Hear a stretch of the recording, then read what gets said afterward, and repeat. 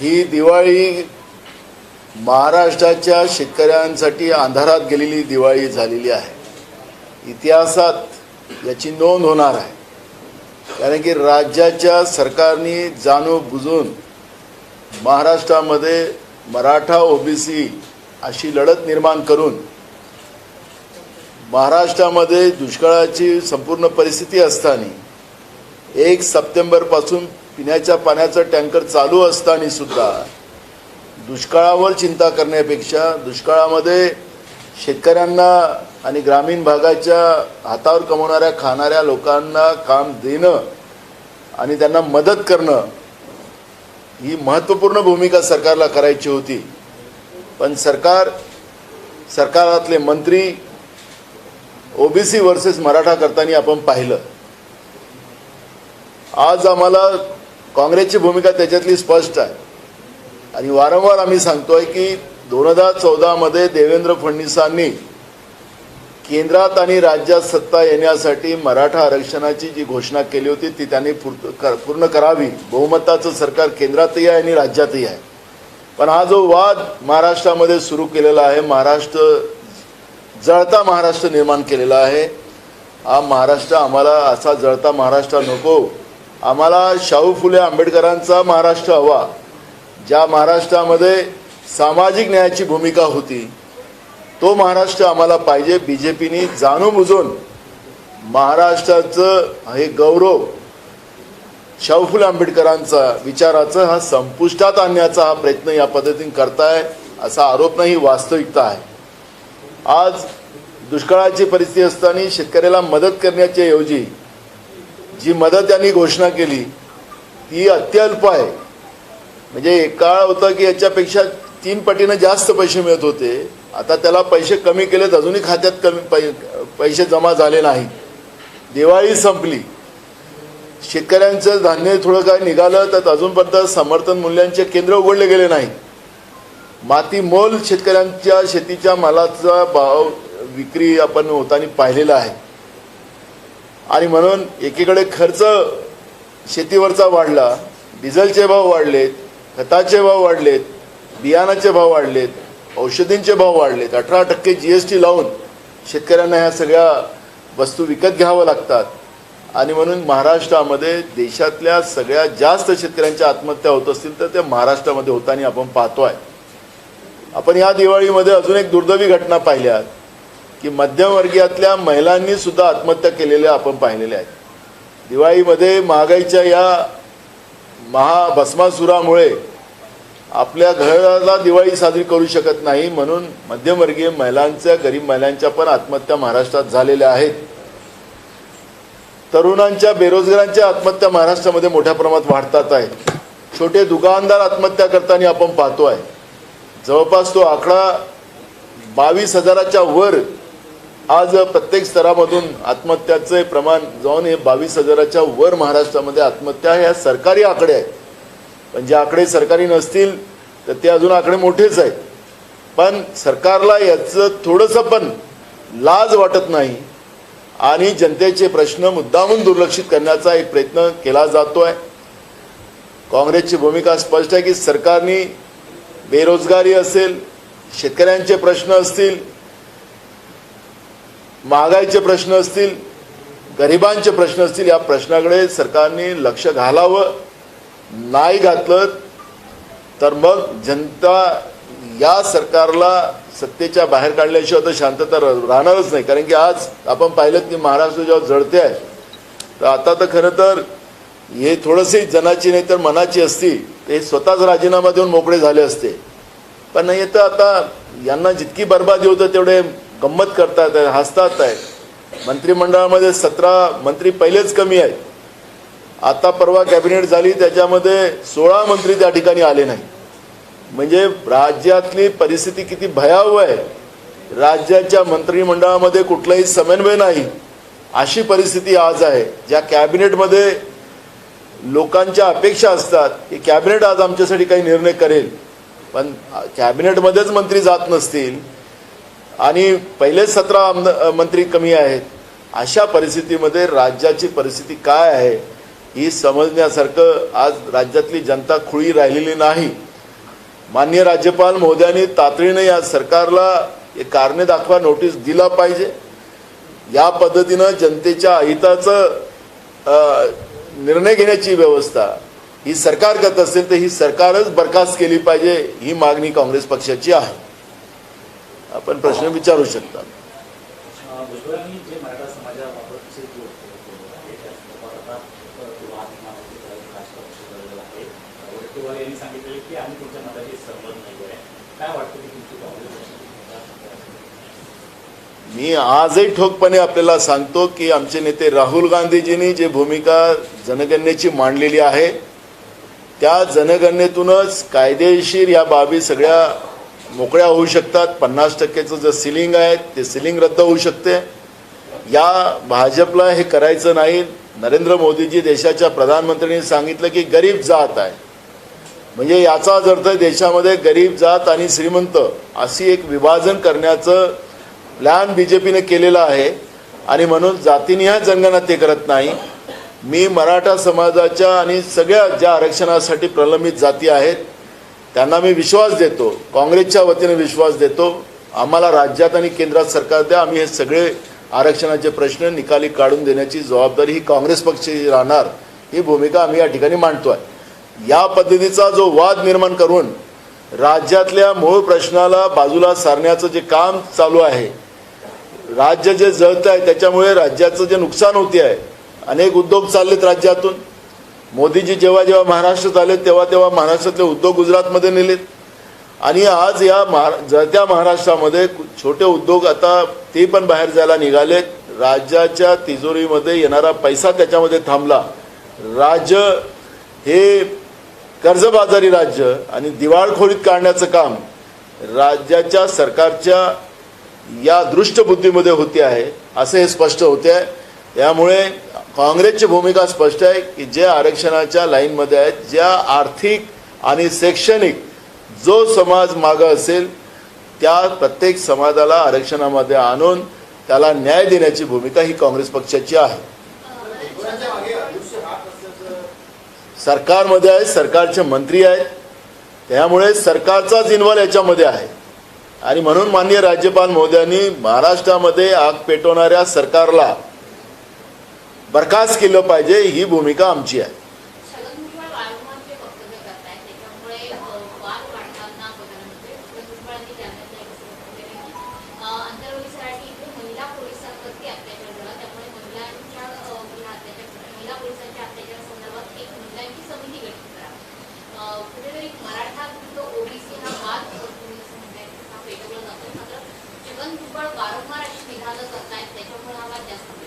मी आपल्याला ते सांगतोय, सरकारचा सहभाग या मराठा आणि ओबीसी वाद पेटवण्यामध्ये सरकारचा सहभाग आहे.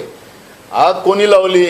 देवेंद्र फडणवीस गडकरींनी लोकसभा आणि विधानसभेच्या 2014च्या वेळेस केलेल्या घोषणा आणि त्यांनी ते पूर्तता केली नाही म्हणून आज महाराष्ट्र पेटतोय, जळतोय. आम्हाला आमचा शाहू फुले आंबेडकरांचा महाराष्ट्र हवा, आम्हाला सामाजिक न्यायाचा महाराष्ट्र हवा, पण बीजेपीने जो महाराष्ट्र पेटवलेला आहे तो महाराष्ट्र नको आणि म्हणून राज्यपाल महोदयांनी तातडीने हस्तक्षेप केलं पाहिजे. एक छगन भुजबळ नाही, हे सगळं सरकारच या वादामध्ये समाविष्ट आहे आणि त्याचं कारणच मी तुम्हाला सांगितलं की महाराष्ट्रामध्ये दुष्काळाची परिस्थिती असून दुष्काळ जाहीर केला जात नाही. जाणून बुजून पहिले मंत्र्यांचे तालुके जाहीर करायचे, मग काही करायचे, अशा पद्धतीनं दुष्काळ जाहीर केला जाऊ शकत नाही. 1 सप्टेंबरपासून पिण्याच्या पाण्याचे टँकर सेवा सुरू झाले. राज्यामध्ये पाऊस किती पडला याचा अंदाज आपल्याला त्याच्यावरून येतो. कोरडा दुष्काळ मोठ्या प्रमाणात महाराष्ट्रामध्ये आहे, काही भागात ओला दुष्काळ आहे, पण सरकार जाणून बुजून त्याच्याकडे दुर्लक्ष करण्यासाठी या पद्धतीचे वाद निर्माण करते आहे.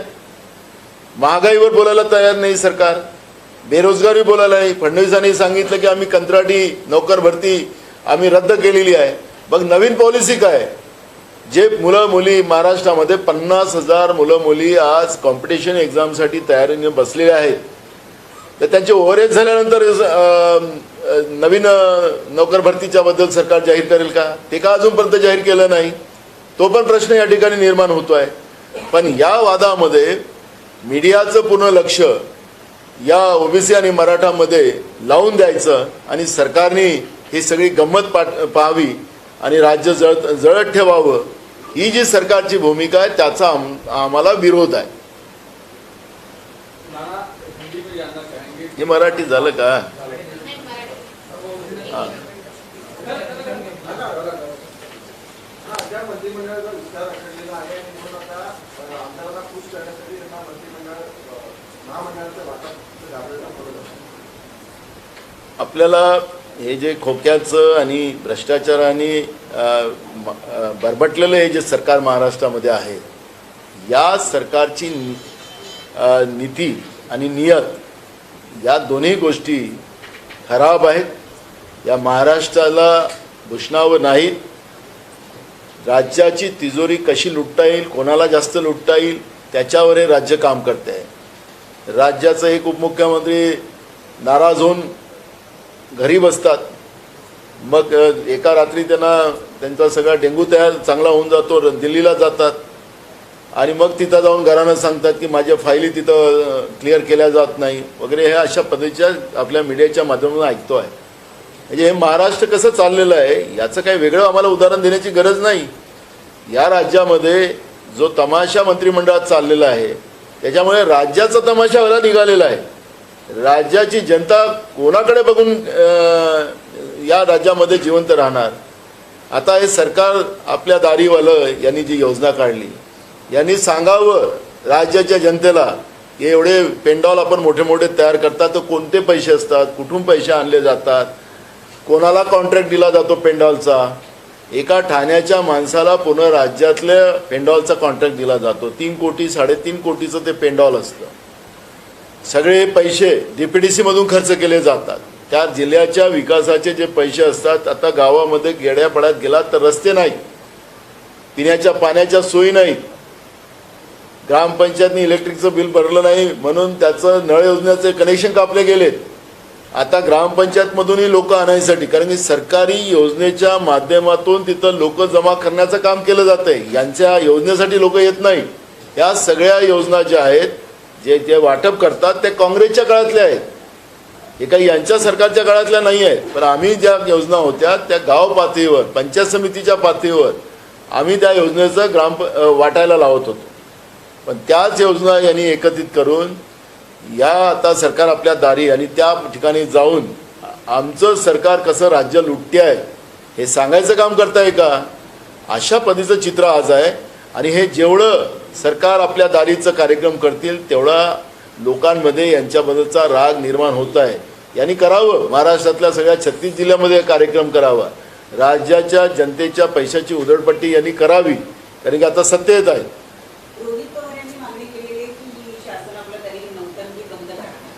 बरोबर आहे, जनतेच्या पैशाची उधळपट्टी आहे. या योजना काही नवीन नाही आहे, या काँग्रेसच्या काळातल्याच योजना आहेत. व्यक्तिगत लाभाच्या योजना.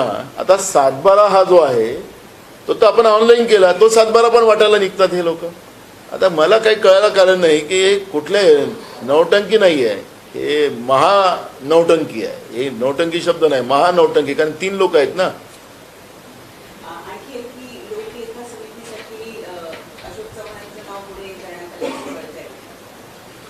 या काँग्रेसचा लोकलेखा समितीचा अध्यक्ष व्हावा ही भूमिका आमची आहे. आमचाच होणार ना, त्याच्यामध्ये काय. सर, वाढत्या प्रदूषणाला रोखण्यासाठी दिल्लीनंतर मुंबईत ही कृत्रिम पाऊस पाडला जाणार असल्याचं म्हटलं जात आहे. आणि आता एक वेळचा खर्च सुमारे 40 ते 50 लाखांच्या वर. त्याच्यातही भ्रष्टाचार होणार आहे. आता मुंबईच्या विकासासाठी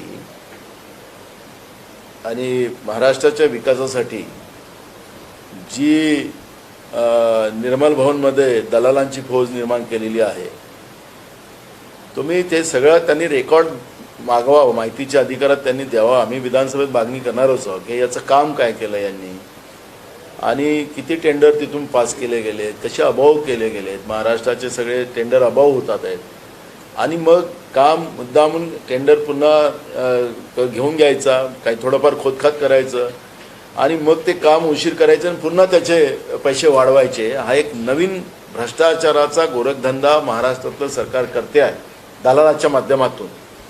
आणि त्याच्यामुळे मुंबई शहरामध्ये आपण सगळीकडे पहा, सगळीकडे खोदलेलंच आहे.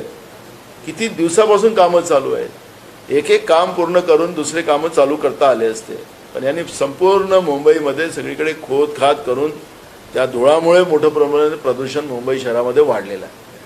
आणि भ्रष्टाचाराचंच मूळ जळ जी आहे त्याच्यामुळे मुंबई आमची ही प्रदूषित झालेली आहे. आणि आता त्याला कृत्रिम पाऊस पाडून त्याच्यावर त्याच्याही पाण्यामध्ये अजून पैसे खाता येते का त्याच्यावरचा प्लॅन ते लोक करणार आहेत.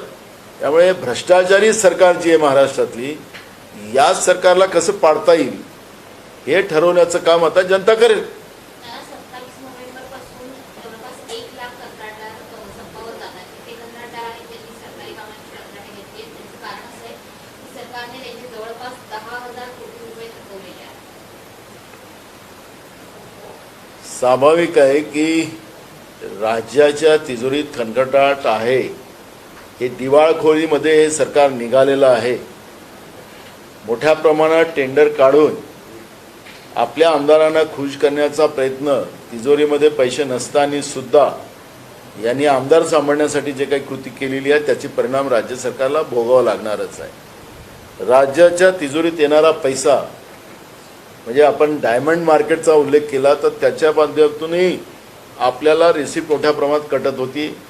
आपल्या मुंबई शहरामधून आपल्या मुंबई शहराला आर्थिक आपण देशाची राजधानी समजतो, पण आता हे पूर्ण केंद्रातलं नरेंद्र मोदीचं BJPचं सरकार आल्यापासून महाराष्ट्राच्या मुंबईला आणि महाराष्ट्राला ओरफडून काढून ते पूर्णच्या पूर्ण गुजरातमध्ये कसं ट्रान्सफर करता येईल त्याचा प्रयत्न झाला. आणि त्याचे परिणाम आज आपण पाहतोय की महाराष्ट्राच्या तिजोरीत येणारा पैसा थांबला आणि महाराष्ट्र कंगाल करण्याचं काम या लोकांनी केलं. आणि त्याचा परिणाम असा आहे की आज जे कॉन्ट्रॅक्टर आहे त्यांचे 10,000 कोटीचे तर हे मागच्या मार्चपर्यंतचे आहेत, आत्ताचे अजून तर जास्त पैसे आहेत. आणि हे सगळे पैसे न दिल्यामुळे हे सगळे कॉन्ट्रॅक्टर आता काम बंद करायला निघालेले आहेत. त्याचा परिणाम असा होईल की राज्यामध्ये रस्ते खोदून ठेवलेले आहेत, गड्डे आहेत आणि त्याचे परिणाम महाराष्ट्राच्या जनजीवनावर होणार आहे. पण BJPला आणि BJP प्रणित सरकारला याचं घेणे देणं नाही, त्याची चिंता नाही. बिल काढण्यामध्ये सुद्धा कमिशनखोरी कशी करता येईल त्याच्यातलाही प्रयत्न केला जाणार आहे. शेवटचा प्रश्न की अकोल्यामध्ये एका 14 वर्षाच्या मुलीला एका नराधमाने तिचं मुंडन केलं, तिला सिगरेटचे चटके दिले आणि तिच्यावर लैंगिक अत्याचार केला अशी बातमी कोणी घेतली आहे. अतिशय दुर्दैवी घटना आहे. कुठेतरी गृह खात्यावर त्यामुळे सुप्रिया सुळे यांनी प्रश्न उपस्थित. आणि सर याला जोडून खोल्यामध्ये सुद्धा एका मुलीची डेड बॉडी 20 ते 25 तिचं वय, तिची डेड बॉडी खोल्यामध्ये पण सापडली. काय म्हणत काँग्रेसच्या वतीनं आम्ही सातत्यानं सांगतो की महाराष्ट्रामध्ये कायदा सुव्यवस्था राहिलेला नाही. अनेक घटना आपल्याला सांगता येईल. गुन्हेगाराला पकडलं जातं, त्याला 5 स्टार व्यवस्था दिल्या जातात.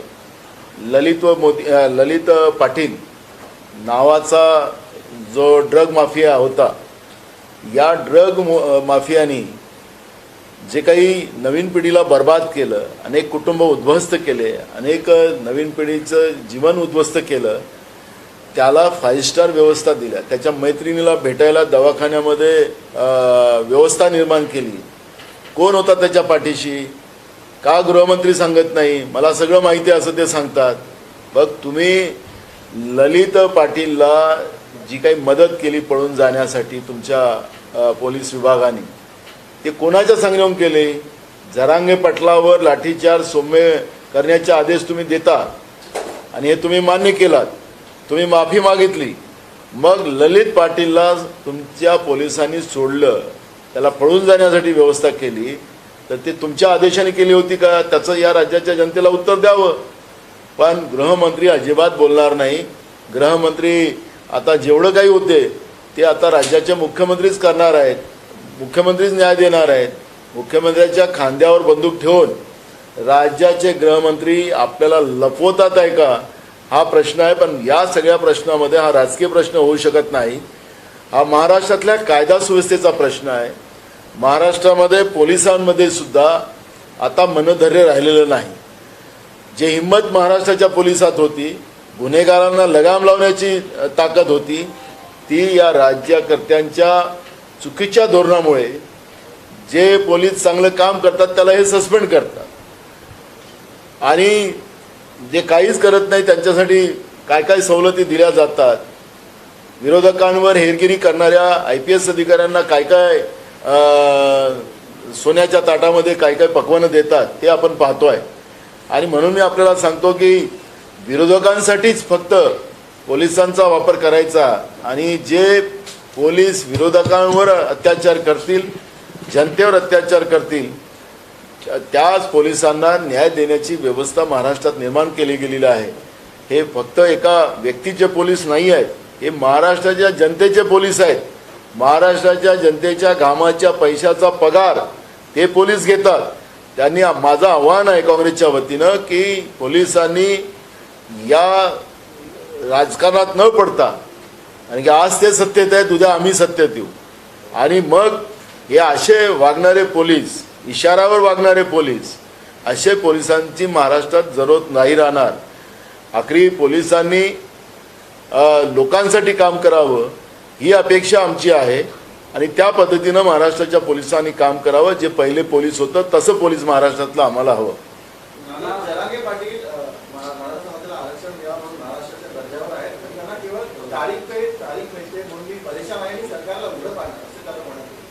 बघा, आम्हाला काँग्रेसला त्याच्यात कुठलाही रस नाही आहे. मराठा लोक सुद्धा शेतकरी आहेत, OBC लोक सुद्धा शेतकरी आहेत, मराठा OBC मध्येही बेरोजगार आहेत, मराठा OBC मध्येही गरीब लोक आहेत. आज त्यांच्या जीवनमरणाचा प्रश्न आहे. आज शेतकरी आत्महत्या करतायत, त्याच्यात मराठा पण आत्महत्या करतो आणि OBC पण करतोय. महागाईच्या आगीमध्ये मराठा पण जळतोय आणि OBC पण जळतोय. बेरोजगारीमध्ये दोघंही जळतात आहेत. आमच्यासाठी ते प्रश्न आहेत. याच्यात गरीब लोक आहेत, त्या गरिबांचे प्रश्न आहेत, ते आमच्यासाठी महत्त्वाचे आहेत. हे सरकार तारीख पे तारीख देतात, काय करायचं सरकारने करावं. या सरकारला हे प्रश्न सोडवायचे नाहीत. महाराष्ट्राच्या जनतेचे मूळ प्रश्नाला डायव्हर्ट करायसाठी हे पाप जाणून बुजून महाराष्ट्रातलं भाजपचं येड्याचं सरकार करते आहे. हे स्वतः येडे आहेत, पण महाराष्ट्राच्या जनतेला येडे समजू नये अशी आमची भूमिका आहे.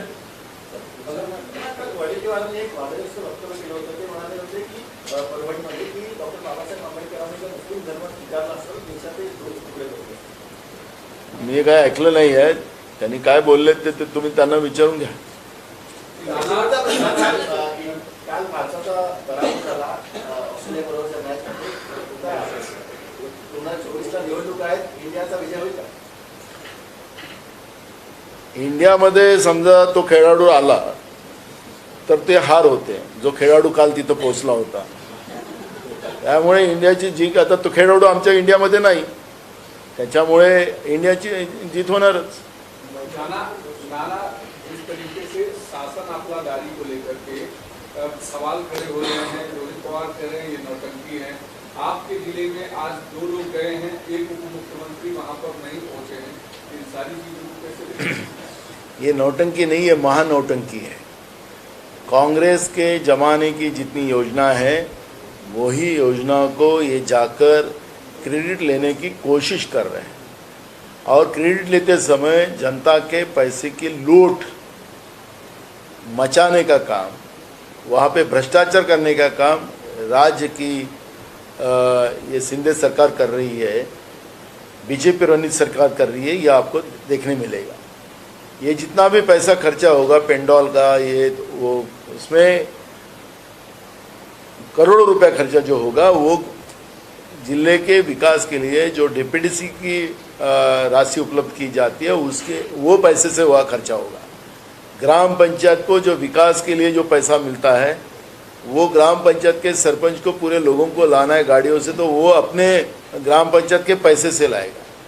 तो जो जनता के विकास के लिए जो पैसा उनका है, उनके अधिकार का पैसा है, उनका पैसा है, वो पैसे की लूट मचाने का काम महाराष्ट्र की सरकार आपल्या दारी इस धोरण के आधार पर और अधिकारी को लोग जमा करने के लिए पूरे ताकत के साथ अधिकारी को काम में लगाया जाता है. क्योंकि इनके कहने से और इनको देखने के लिए लोग नहीं आ रहे, लोग उनको अधिकारियों को दबाव लाकर ये लोग जमा करने लगाते।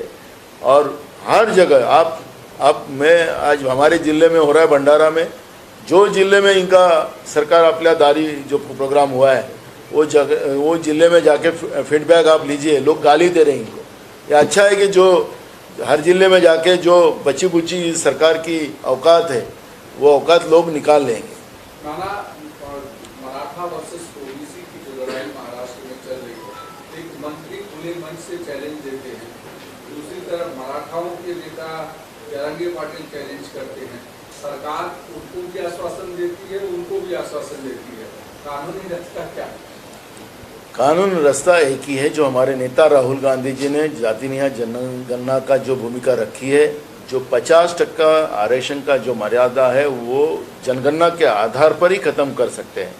लेकिन केंद्र की नरेंद्र मोदी की सरकार, बीजेपी की सरकार ये कहती कि आप गरीब जात है, तो बीजेपी का एकदम स्पष्ट हो चुका है कि गरीब और अमीर दो ही जाति इस देश में रखे, आरक्षण का इशू खत्म, और उसी आधार पर जनगणना के आधार पर ही ये आरक्षण का मामला छूट सकता है, इन लोगों को एक सामाजिक न्याय मिल सकता है। और मैं कांग्रेस का मुखिया कर मैं उनको हम उनको वचन देते हैं कि महाराष्ट्र में और केंद्र में अगर कांग्रेस की सरकार आती है तो मराठा आरक्षण हो, जो भी आरक्षण के मामले महाराष्ट्र में अड़े पड़े हैं, लोग कई सालों से लड़ रहे हैं, वो जाति न्याय जनगणना के आधार पर ही छुड़ाए जाएंगे और कानूनन छुड़ाए जाएंगे, ये विश्वास हम देंगे। लेकिन सरकार जानबूझकर इस मामले को बढ़ाने का काम कर रही है। राज्य का मंत्री भी उसमें शामिल होकर दूसरे समाज को गाली जब दे रहा है, तो इसका मतलब है कि ये सरकार इसमें खुद इन्वॉल्व है। और जो मूल इशू है कि महाराष्ट्र में अभी दुष्काल की स्थिति है, 80% एरिया में बारिश ही नहीं गिरी, 1 सितंबर से पीने के पानी के टैंकर शुरू हुए, किसान बर्बाद हो चुका है, और किसान की फसल जो थोड़ी बहुत निकली है उसको खरीदने के लिए सरकार तैयार नहीं है। और तो किसान की आत्महत्या बड़े पैमाने में महाराष्ट्र में बढ़ चुकी है, जो बेरोजगार है उनकी परिस्थितियाँ वही है, महंगाई की वजह से सर्वसामान्य और गरीब लोगों का जीना हराम हो चुका है, उसमें भी आत्महत्या बढ़ते जा रही है। और सरकार ये इस मुद्दों को डाइवर्ट करने के लिए महाराष्ट्र में ओबीसी वर्सेस मराठा कर मूल इशू को डाइवर्ट करने की कोशिश कर रही है। और सरकार की इस तरह की जो भूमिका है उसका कांग्रेस पार्टी निषेध करती है। अभी आप सबका जो फाइनल मैच का वर्ल्ड कप का इतिहास रहा है, या तो वानखेड़े स्टेडियम में मैच होता रहा है या तो दिल्ली के फिरोजशाह कोटला मैदान में, लेकिन इस बार जानबूझकर नरेंद्र मोदी स्टेडियम में मैच रखा गया। संजय राउत ने बयान दिया है कि इसके पीछे एक बहुत बड़ी बीजेपी पार्टी एक पूरी तरह से पिक्चर तैयार की थी जीत का क्रेडिट लेने के लिए। जिस तरह से उद्योग कॉर्पोरेट सेक्टर को ले जाया गया, क्रिकेट भी यहाँ से ले जाने के लिए गुजरात की तरफ पूरी तरह से उसका ध्यान आकर्षण करने की कोशिश की जा रही है, और बीजेपी पार्टी को ज्यादा से ज्यादा देश में पॉपुलरिटी मिले ये कोशिश की गई थी।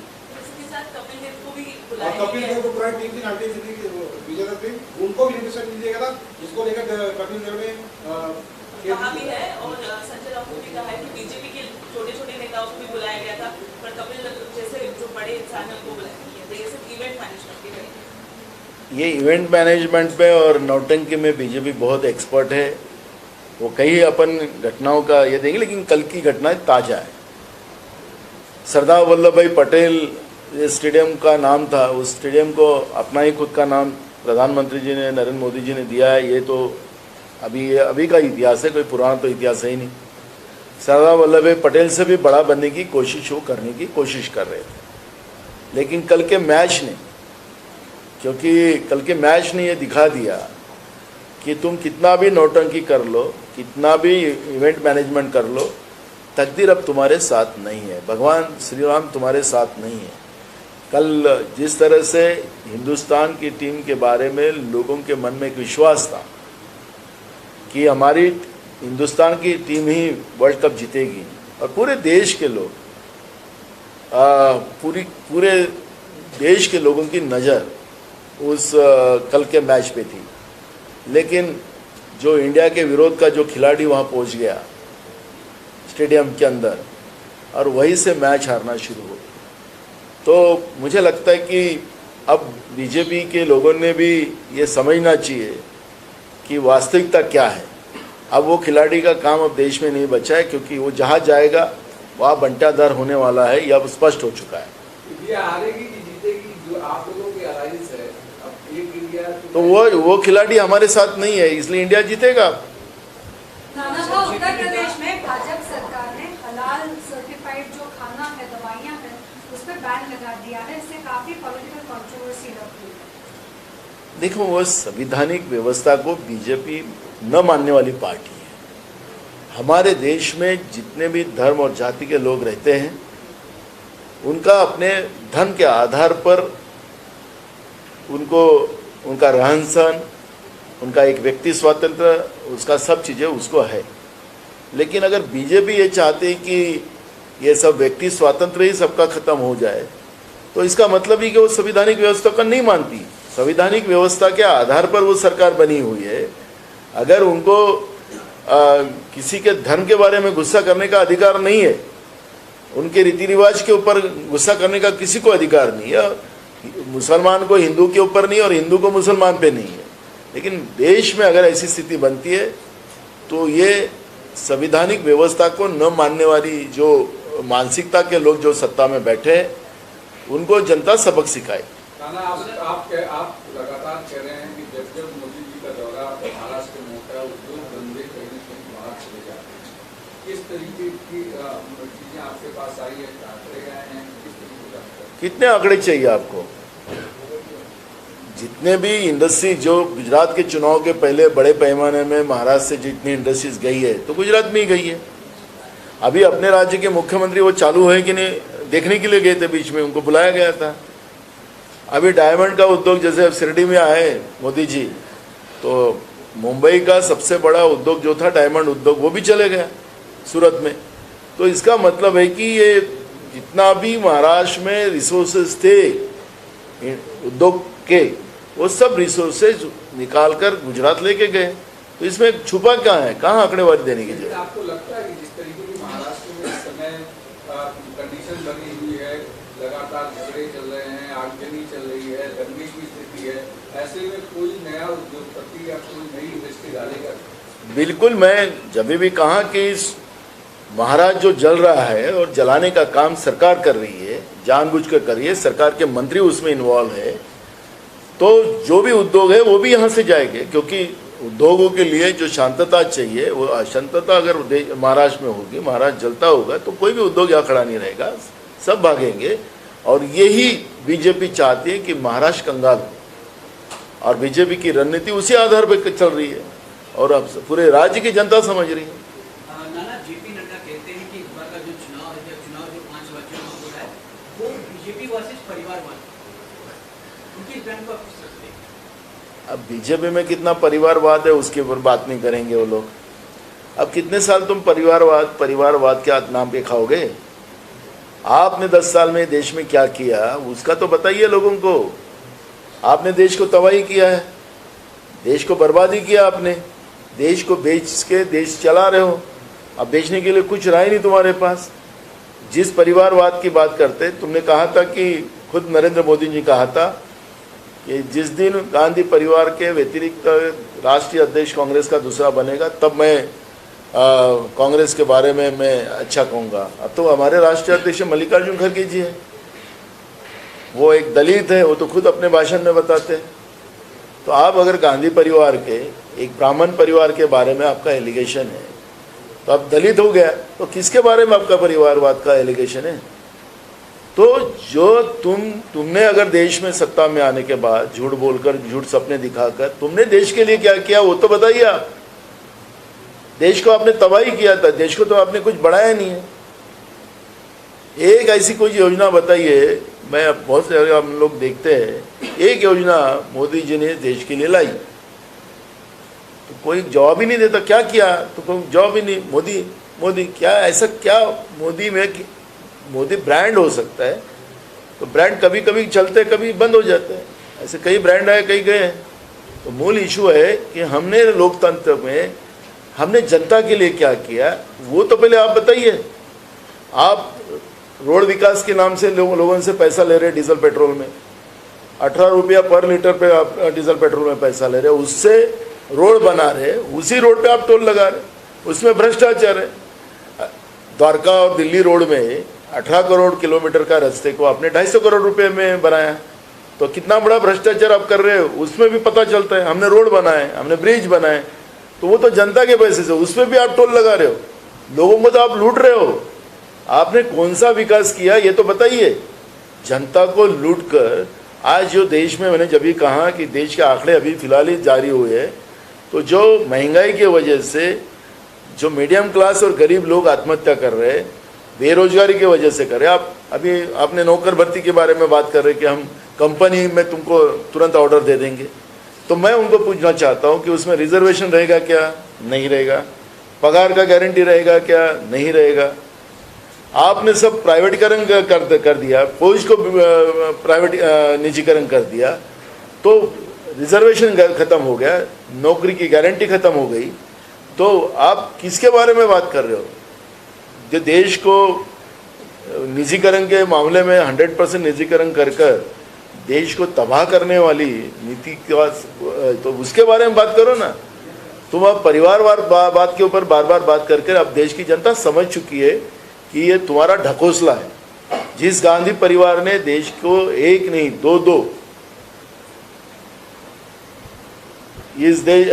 दो प्रधानमंत्री की बलिदान यहाँ पर इस गांधी परिवार ने दिया है। इंदिरा जी, अभी कल ही हम जयंती मनाई इंदिरा जी की, उन्होंने कहा कि मेरे शरीर का एक एक खून का कतरा ये देश को ताकत देगा और देश मजबूत होगा। ये हमारी इंदिरा जी का शब्द था। तो ये इनका तो कोई बलिदान भी नहीं है। ये लोगों ने इस तरह की बात कर गांधी परिवार का नहीं, भारत देश का अपमान ना करे, यही हमारी सलाह है उनको। सर, महाराष्ट्र में इस प्रकार से एक अपहरण की घटना है, जहाँ पे 14 साल की बच्ची के साथ उनका सर उड़वा दिया जाता है, उसे सिगरेट के महाराष्ट्र में कानून में बॉडी मिलती है एक महिला की। हालांकि चेंबूर में 2 दिन पहले एक लड़की का रेप की घटना थी। क्या महाराष्ट्र में लॉ एंड ऑर्डर की, महाराष्ट्र में कानून व्यवस्था पूरी खत्म हो चुकी है। हम राज्यपाल जी को भी मिले, हमने डीजी को भी मिले थे कानून व्यवस्था के मैटर में, लेकिन ना डीजी ख्याल कर रहे हैं। सरकार के दबाव में पूरे पुलिस विभाग है। पुलिस विभाग सिर्फ अपोजिशन को कैसे फंसाया जाए उसके ऊपर काम कर रहे हैं। फ़ोन टैपिंग में लगी हुई है, और जो फ़ोन टैपिंग करने वाले अधिकारियों का कैसा प्रमोशन किया जाता है वो भी आप लोग देख रहे हो। तो महाराष्ट्र में जनता का कोई सुरक्षा का व्यवस्था नहीं है। जितने भी पुलिस है, जितने भी उनके खोखे के एमएलएज है, उनको Y+ सिक्योरिटी दी गई है, किसी को Z+ सिक्योरिटी दी गई है, और पुलिस पूरे सरकार की व्यवस्था को संभालने में लगी है। जनता का लेना देना नहीं है। और जो गुनहगार प्रवृत्ति के लोग महाराष्ट्र में हैं, जिसमें ड्रग माफिया ललित पाटिल, मोदी का ही नाम आता है ललित मोदी का, तो वो देश लूट के भागा है। तो ये ललित पाटिल नाम का जो है, ये ललित पाटिल, इसने जो ड्रग का जो जाल पूरे महाराष्ट्र में फैलाया था, उसको कैसी सुविधा इन लोगों ने, सरकार ने दी है, वो पूरे राज्य ने नहीं देश ने देखा है। तो ये सरकार गुनहगार के पीछे कैसे है, उनको कैसी मदद करते हैं। जेल में, एरोड़ा जेल में आपने देखा कि पुलिस के वैन से जेल में अंदर कैदी को कैसी 5 स्टार व्यवस्था पहुंचाई जाती है, वो भी वीडियो आपके मीडिया के माध्यम से हमने देखा है। तो गुनहगार को डर रहा नहीं है। गुनहगार को लगता है कि थोड़े दिन के लिए जाना है, वहाँ पे भी मौज मस्ती करना है। तो यहाँ डर खत्म हो गया। महाराष्ट्र के पुलिस का डर खत्म होने का कारण ही ये है कि आज की जो सरकार है, ये सरकार पुलिस पे भी दबाव बनाकर है, और महाराष्ट्र की जनता आज असुरक्षित है। महाराष्ट्र में पूरी कानून व्यवस्था बिगड़ी हुई है। ये परिस्थिति आज महाराष्ट्र में है।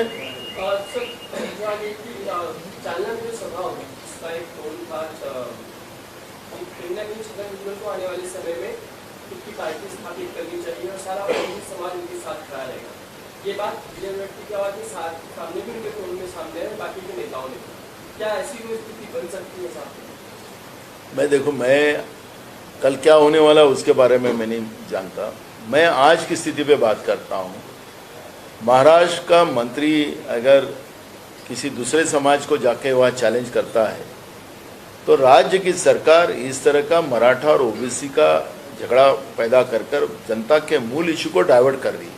आज महंगाई, बेरोजगारी, किसान के इशू हमारे लिए सबसे बड़े महत्व के हैं, उस पर चर्चा सरकार क्यों नहीं करती? और इस तरह से महाराष्ट्र को जलाकर महाराष्ट्र को बर्बाद करने का अधिकार ये सरकार को हमने दिया नहीं है, महाराष्ट्र की जनता ने नहीं दिया है। ये शाहू फुले अम्बेडकर का महाराष्ट्र है। यहाँ सामाजिक न्याय की भूमिका हमेशा चलती आई है।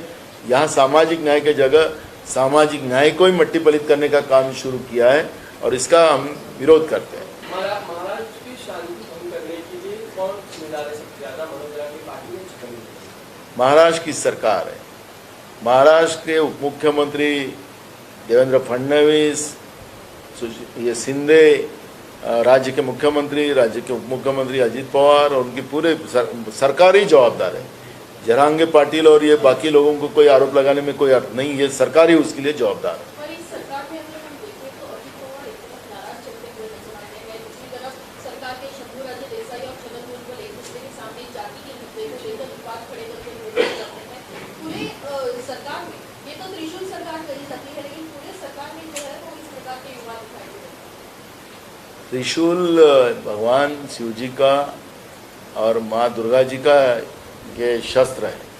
त्रिशूल का नाम लेकर उस शस्त्र को बदनाम ना करें आप लोग। वो हमारी आस्था और हमारे संरक्षण की जो ये शस्त्र है वो उसका नाम लेकर ऐसे जो भ्रष्टाचार के डर से बनी हुई सरकार ये त्रिशूल नहीं हो सकती। और इसलिए ये जो सरकार है महाराष्ट्र के जनता के मूल इशू को डाइवर्ट करने के लिए इस तरह के लड़ाई कराकर महाराष्ट्र को जलाने का काम कर रही है और ये सरकार ही उसके लिए दोषी है।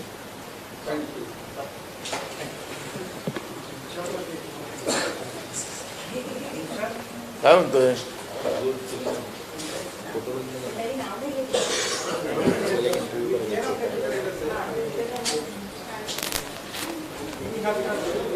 संजय राऊत बघा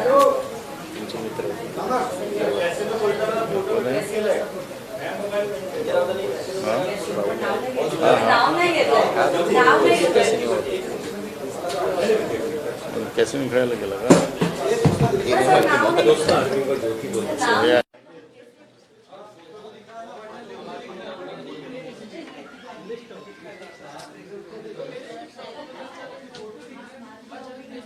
ये बाजू दे भाई।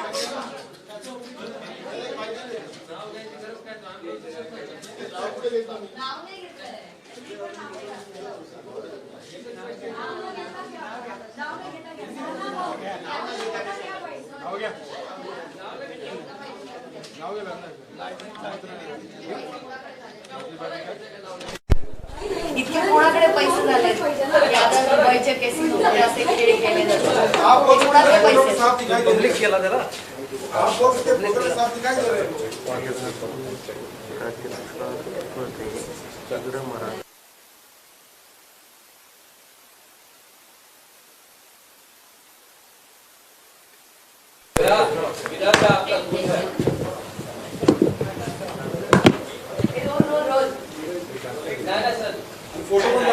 कॅसिनो मधला आहे कुठला बँक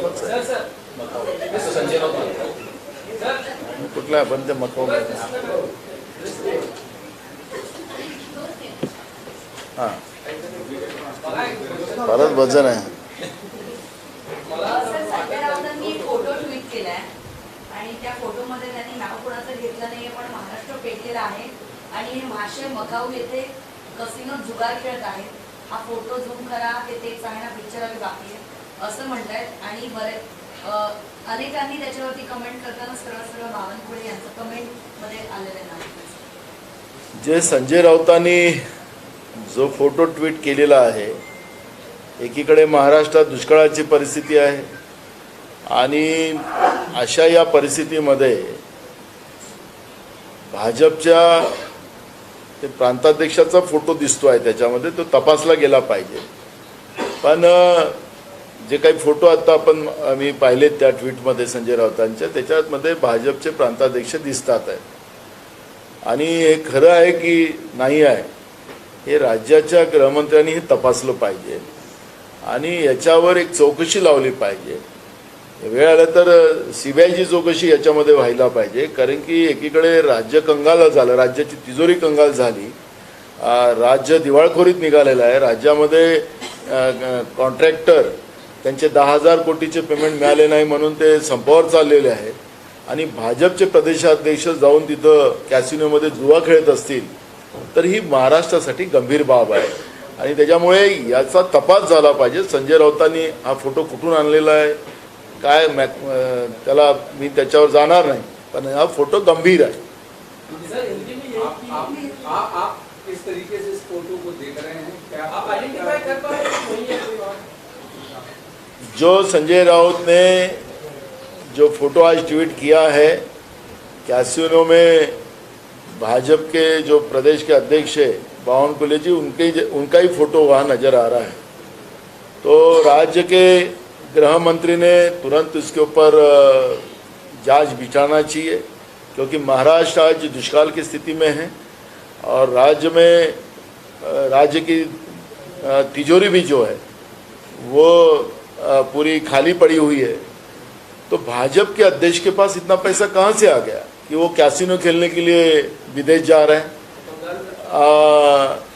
एक बंगारू लक्ष्मण का इतिहास तो एक अलग है ही, लेकिन ये अपने महाराष्ट्र के भाजपा के अध्यक्ष वो ट्वीट में दिखते हैं, उन्हीं का फोटो है वो. तो लेकिन इस पे जांच हो, यही मांग कांग्रेस करेंगे. क्या CBI की मांग करते हैं? AI इंटेलिजेंस के थ्रू ये बनाया जा सकता है क्या? बिल्कुल. इसमें जो संजय राउत ने जो ट्वीट किया है उसकी जांच होना ही चाहिए, CBI ने जांच करना चाहिए, बिल्कुल जांच होना चाहिए. नहीं, वो तो पहले CBI वो है कि नहीं वो तो जांच होना ही चाहिए ना. आरोप पता लगेगा ना कि दिवाली की छुट्टियों में कौन विदेश गया होगा तो पासपोर्ट पे तो होगा ही स्टैम्प. जो भी है वो पता चलना चाहिए और राज्य की जनता ये जानना चाहेंगे. इनका कोई डुप्लीकेट होने की संभावना नहीं है? हमें लगता है जांच होना चाहिए.